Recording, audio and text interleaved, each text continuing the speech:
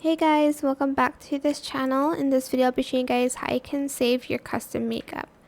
So for instance, there's like a really cute face that you want to use like not every day, but like most of the time, or you created a really cute custom makeup.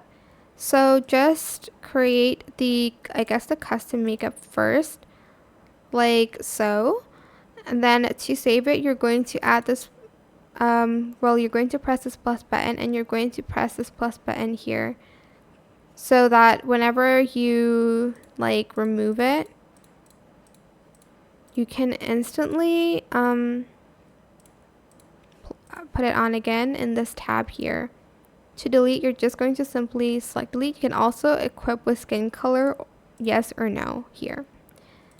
And that is it for this video. I hope it was helpful for you guys. Don't forget to like, comment, share, and also subscribe to this channel if you haven't done that already.